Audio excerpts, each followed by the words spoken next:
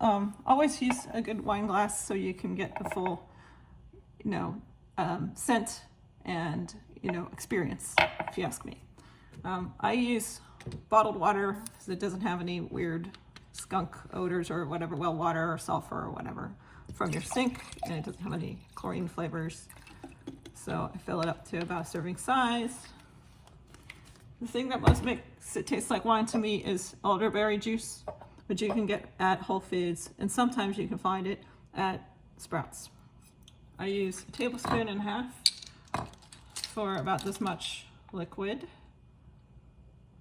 If you like a richer taste of berries and tannins, you use more, and if you like less berries, then you might use a little less, and you might consider a teensy bit of vinegar instead. This has some tannins and acidity to it. Then for that warm in the back of your throat taste from alcohol, is a half a teaspoon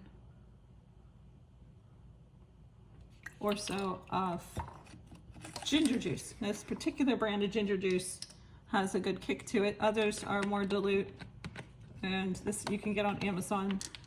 All right, so that in itself can be all it takes, and you want the water to be room temperature or so, because when it's cold it does taste more like juice, and so when it's more room temperature it does taste more like wine. So that would fool me for a second glass of wine, and some people like their wine not 100% dry. If that's the case, I recommend a little bit of brown rice syrup, probably a quarter teaspoon from IKEA, to add some more complexity to the berries, bilberry syrup. So I'm gonna use a little bilberry syrup, half a teaspoon. All right, suppose you want more tannins, but you want that complexity, so to balance out that, just any generic cheap black tea does not have to be fancy. We're not gonna make the tea with hot water. We're gonna let this sit in the recipe juice until it leaks some tannins in there. You could make a small, tiny, quarter cup of black tea and pour it in there if you want a lot of tannins. All right, what else? So some people like, again, more complexity to the berries, and this is tart cherry juice. I'm gonna put about half a tablespoon in. And other things that they sell at the store are like the power juice. Make sure it's just 100% juice and not mixed with mostly apple juice or pear juice or something too sweet. So 100% just blueberry is pretty good.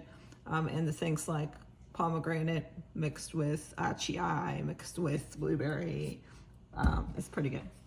If you like your wines earthy, then I would recommend adding some kind of mushroom tea. Just throw another tea bag in there with the regular black tea bag, or this is mushroom powder that I add to coffee. So I'm going to add the amount that I would add to coffee, which is the provided wooden spoon, half of it. So that'll give earth tones, if you like that. And then some people like a little bit more zing to the back of their throat.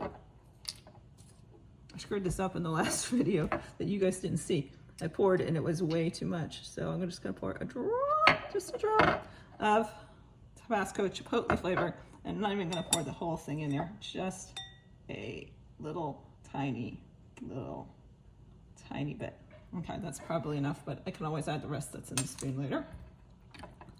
And that again will give a little zing to the back of your throat and a tiny bit of smoky flavor if you like that in your wine. Other ideas, if you want some herbal or brightness, can you see this is hibiscus tea.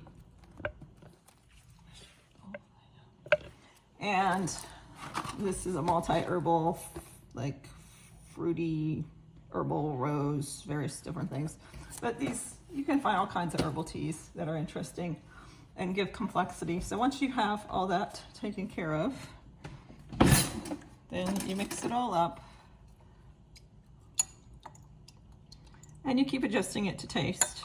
It tastes to me an interesting, complex, tingle in the back of my throat, mostly fruit-based drink. Hope you enjoy your own kitchen creativity. See you around.